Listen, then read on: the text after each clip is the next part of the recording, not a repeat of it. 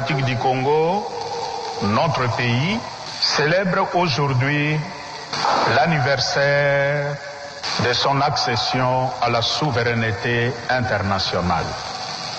60e anniversaire de son indépendance. Un jour aussi important, on ne peut pas oublier, comme nous avons entendu dans la première lecture, à la sortie de l'Égypte, Moïse avait dit aux Israélites, souvenez-vous de ce jour. Et nous, comme Congolais, nous avons ces graves devoirs de mémoire, de nous souvenir de ce jour. Seulement, l'événement que nous célébrons aujourd'hui est aussi en partie à la source de notre malheur d'aujourd'hui. Contrairement aux pays voisins, l'indépendance du Congo, obtenue le 30 juin 1960, a été une indépendance plus rêvée que réfléchie.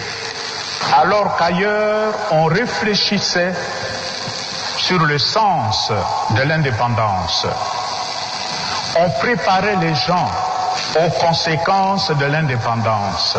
Nous, au Congo, nous rêvions de l'indépendance. De telle sorte que notre indépendance a été célébrée avec émotion, avec passion, avec l'irrationalité, au point qu'à ce moment-là, nous ne savions pas ce qui nous attendait le lendemain.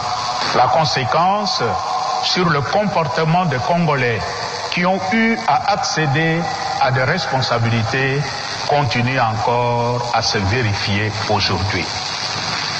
Rêver de l'indépendance signifiait, pour les Congolais à l'époque, signifiait tout simplement accéder à l'indépendance pour occuper le poste de blanc, s'asseoir sur le siège de blanc, jouir des avantages qui étaient réservés aux blancs, pas aux indigènes à l'époque. Accéder à l'indépendance signifiait pour beaucoup la fin des travaux forcés, justement.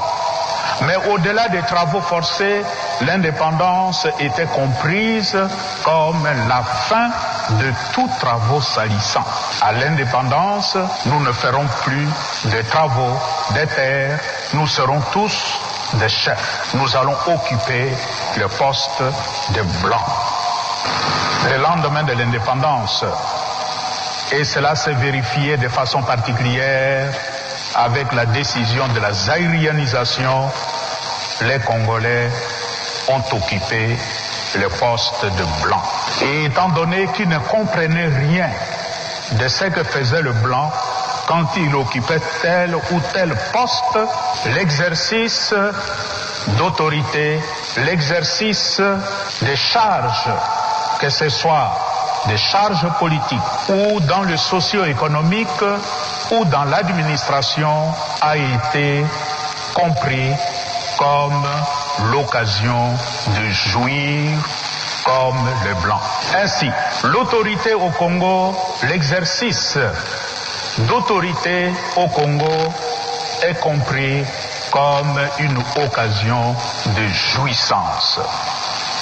On accède au pouvoir pour jouir. On accède à une charge non pas pour rendre service à ceux qui sont sous ma responsabilité, mais pour jouir comme les blancs. Alors que le blanc, lui, quand il était assis sur ce fauteuil-là, il ne faisait pas que jouir, mais il travaillait aussi. Il comprenait le sens de son travail. C'est que nous avons mis de côté le service à rendre et nous avons mis l'accent sur la notion de la jouissance. Un regard rapide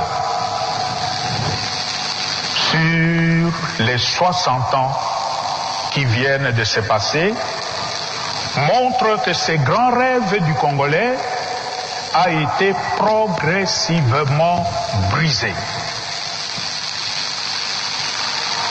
Brisé par une série de faits et événements. Nous avons connu la succession des régimes autocratiques qui arrivent tous au pouvoir comme les colons, comme les colonisateurs, sans aucun souci de la volonté du peuple. Et cela continue jusqu'aujourd'hui. On accède au pouvoir au Congo par la force, par la guerre ou par la ruse, par la fraude. Et en installant un système égoïste dans la gestion de la chose publique au lieu de promouvoir le bien-être commun du peuple congolais, à qui on estime qu'on n'a aucun compte à lui rendre, parce que ce n'est pas à cause de lui que je suis arrivé au pouvoir. Je ne me sens pas du tout redevable à ce peuple. À cela s'ajoute la culture de l'impunité pour les grands. On sanctionne les petits qui volent une poule, qui volent une chèvre, qui donnent un coup à quelqu'un, il peut se retrouver à Makala. Les grands, l'impunité totale. Heureusement que quelque chose commence à bouger. Il y a l'acharnement de la majorité parlementaire actuelle à faire main basse sur la CENI et sur la magistrature. Ce sont des pratiques qu'on ne peut jamais tolérer. Parce que nous savons que de ces deux institutions dépendent l'indépendance du peuple et ces principes sont consacrés dans l'état de droit. Quand on parle de l'état de droit, il y a ces principes-là. L'indépendance de l'organe qui organise les élections et l'indépendance de la justice, de la magistrature. Si vous n'avez pas ces deux-là, oubliez l'importance qu'on puisse accorder au peuple. Comment comprendre que 60 ans après son accession à la souveraineté internationale, le peuple congolais continue à s'appauvrir au point d'être classé aujourd'hui parmi le peuple le plus misérable de la terre.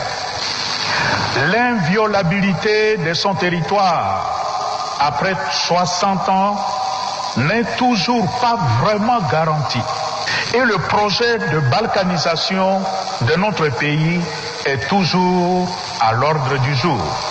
Quand nous regardons tout ce qui se passe à l'est du pays, la situation dans l'Ituri, avec l'insécurité organisée et malheureusement par certains responsables à partir de Kinshasa, la situation à Beni Butembo, avec les ADF Nalu qui sont toujours là. Comment expliquer que toute une armée d'un pays comme le Congo ne soit pas capable de déloger ces quelques individus qui sont dans la brousse à Beni?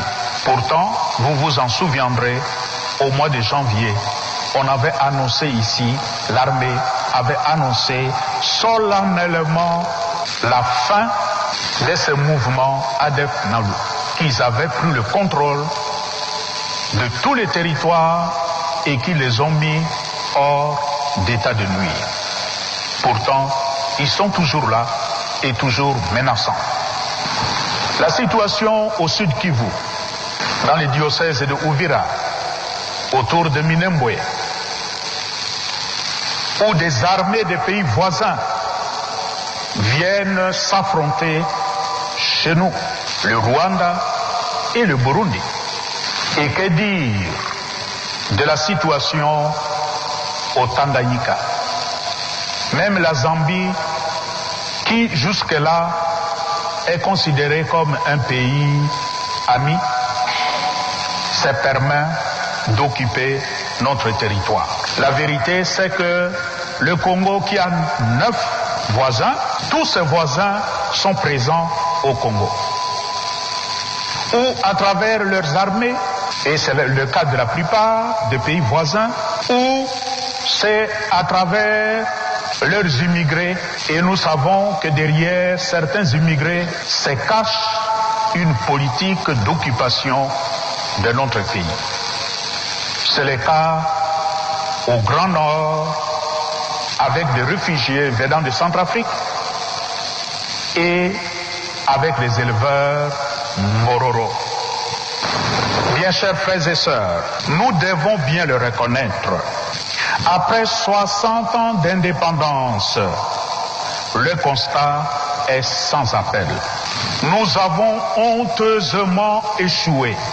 Nous n'avons pas été capables de faire du Congo un pays plus beau qu'avant. Nous n'avons pas aidé notre peuple à dresser son front plus que jamais courbé. En tout, nous avons failli. Que devons-nous faire?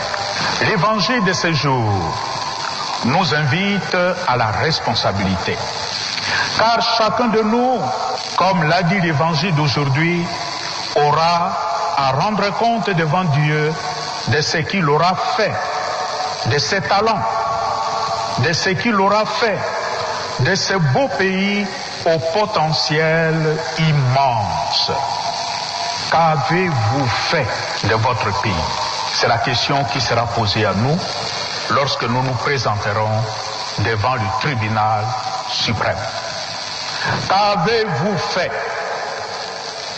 de toutes ces richesses, de toutes ces potentialités que je vous ai données gracieusement?